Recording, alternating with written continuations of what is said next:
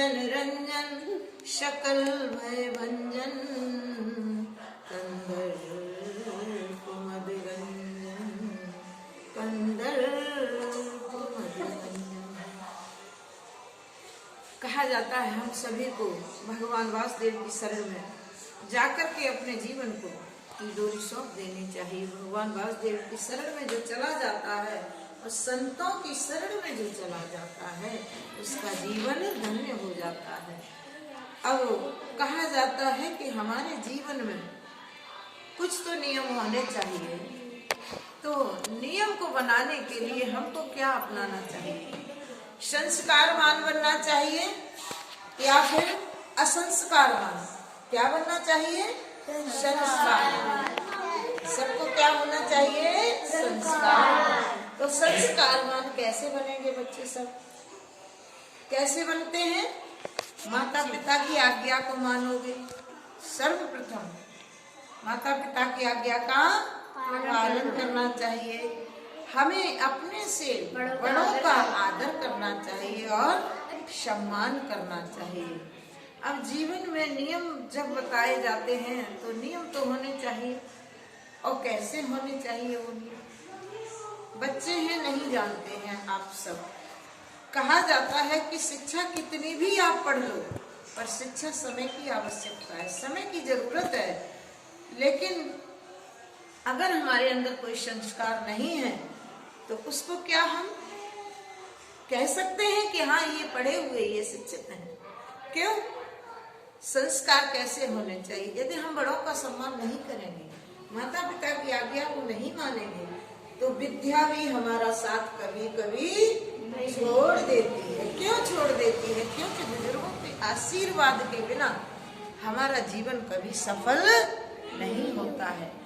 तो सर्वप्रथम भगवान भी कहते हैं कि अपने माता पिता का जो आदर और सम्मान करते हैं, क्योंकि मैया यशोदा की बात को, नंद बाबा की बात को भगवान कृष्ण भी पूजनीय मानते हैं और बात को सुनते हैं, धारण करते, जीवन में उतारने की बातें होती हैं। माता पिता हमें जो भी सिखाते हैं वह सब हमें अपने जीवन में उतारनी चाहिए। अब बच्चे बहुत से पढ़ लेते हैं पर वो बुजुर्गों का सम्मान नहीं करते, माता पिता की आज्ञा नहीं मानते हैं। हाँ, क्या कहेंगे? गुड मॉर्निंग करेंगे। आपके माता पिता नहीं गुड मॉर्निंग करना जानते हैं, नहीं इतनी समझ है। आज का तो अब तो ऐसी है शिक्षा की सब जानते हैं, लेकिन नहीं जानते तो आप क्या कहेंगे? तो उनको नमस्ते करना चाहिए, क्योंकि नमस्ते का मतलब सभी समझते हैं। और हम लोग तो आध्यात्मिक जीवन में जब उतर गए हैं, अध्यात्म को अपने जीवन में उतार लिया है, तो हम सब तो राधे राधे और नमस्ते ही करते हैं। तो हमें क्या करना चाहिए? भगवान का नाम सर्वप्रथम लेना चाहिए उठ करके, और अपने माता पिता को प्रणाम करना चाहिए। भगवान राम का जीवन कैसा था? उनको मर्यादा पुरुषोत्तम क्यों कहा गया है? इसलिए कहा गया है क्योंकि भगवान राम सदैव जब तक जीवन रहा तब तक उन्होंने, भगवान राम ने अपने जीवन में गुरु को कभी नहीं भूले, सर्वप्रथम गुरु को प्रणाम किया, तो उनका जीवन बड़ा ही मंगलमय।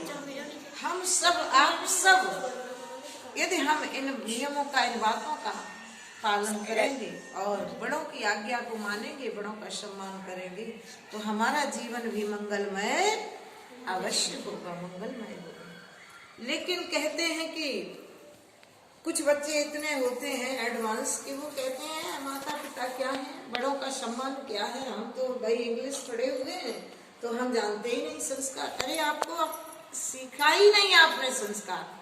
जब आप अपने जीवन में संस्कारों को सीखोगे नहीं, उतारोगे नहीं, तो संस्कारवान कभी बन ही नहीं सकते हो।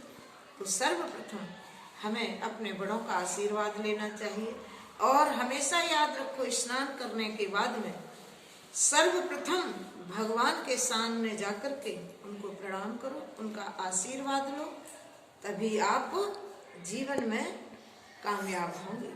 क्योंकि भगवान की कृपा ही आप सबको कुछ न कुछ समय के अनुसार कुछ न कुछ कामयाब बनाती है। लेकिन समय को भूल जाओगे, भगवान को भूल जाओगे तो कभी कामयाब नहीं हो सकते हो जीवन में। तो समय को कभी मत भूलो, समय से उठो, समय से बुजुर्गों को प्रणाम करो, बड़ों का सम्मान करो। कभी संत मिल जाए, कोई ब्राह्मण मिल जाए तो संत और ब्राह्मण पूजनीय माने जाते हैं, तो उनको नमस्कार करो, उनको राधे राधे कहो, राम राम कहो, जो भी तुम्हारे भाव में आए वैसा कहो, पर हाँ सम्मान की बात करो। ये नहीं कि चलो अरे ये तो जा रहे हैं बाबा जी, इनको क्या प्रणाम करें, क्या सब। आजकल बच्चे ऐसा कह देते, नहीं, आप बच्चे हैं, आपका जीवन अभी बड़ा सुंदर है। बचपन का जीवन जो होता है ना, वो सबसे सुंदर और सबसे प्रिय होता है, क्योंकि आपके अंदर अभी कोई छल कपट फरेब है ही नहीं, कुछ जानते ही नहीं हो। आपकी तो निश्चल भक्ति और निष्काम भक्ति होती है बच्चों की, मानी गई। इसीलिए कहा गया है कि बचपन की भक्ति अमृत के समान होती है और जवानी की भक्ति कैसी होती है, घृत के समान। घृत माने घी के समान, और बुढ़ापे की भक्ति पानी के समान। क्योंकि लोग कह देते हैं ना, उपदेश देते हैं, जब उनको समझाओ, अरे भाई ठीक है, अब सब कुछ कर लिया जीवन में, सारे सुख प्राप्त कर लिए, अब तो भगवान को सौंप दो, अपने आप को भगवान की शरण पकड़ लो, अब तभी कल्याण होगा। लेकिन फिर भी लोग कह देते हैं, अरे भाई अभी हमको इस काम से फुर्सत नहीं, उस काम से फुर्सत नहीं है, अभी ये करना है, वो करना है। ये तो सारे जीवन भर जब तक श्वास रहेगी तब तक ये सब लगा रहता है। हर समय का ध्यान इतना रखना चाहिए व्यक्ति को कि आपने 24 घंटे बनाए, भगवान ने आपको दिए हैं, लेकिन 24 घंटे में कम से कम भगवान का 1 घंटे स्मरण कर लो, बैठ करके चलते फिरते सोते जागते चाहे जैसे जपो, और भगवान का नाम अवश्य लेना चाहिए, तभी जीवन का कल्याण होता है। और तभी बुजुर्गों का आशीर्वाद, भगवान का आशीर्वाद लेना कभी मत भूलो। इसीलिए अब हम अपनी वाणी को विराम देते हुए, हमारे जितने विद्यालय के बच्चे हैं, आज कुछ आए कुछ नहीं आए, और हमारे जितना हमारे अध्यापक हैं, हमारे टीचरें हैं, अध्यापिकाएं हैं और अध्यापक हैं, उन सभी को साध्वी शिवप्रिया दुबे की तरफ से नव वर्ष की बहुत बहुत शुभकामनाएं, सन 2022 की बहुत बहुत शुभकामनाएं, और नया साल आप सभी को मंगलमय हो, ढेर सारी खुशियां लेकर के आए। और जैसे आज हम सभी बैठे हैं एकजुट होकर के, कितना बड़ा सौभाग्य है हमारा, कितना अच्छा है कि कितनी वर्षों के बाद आज हम सब लोग एकत्रित होकर के बैठे। छुट्टियां पड़ जाती थी शीतकालीन, और आज हम सब थोड़ा नए साल की शुभकामनाएं देते हुए हम सब लोगों ने आज बड़े ही हर्षोल्लास के साथ नव वर्ष को मनाया। और यही हमारी कामना है कि आप सब दीर्घायु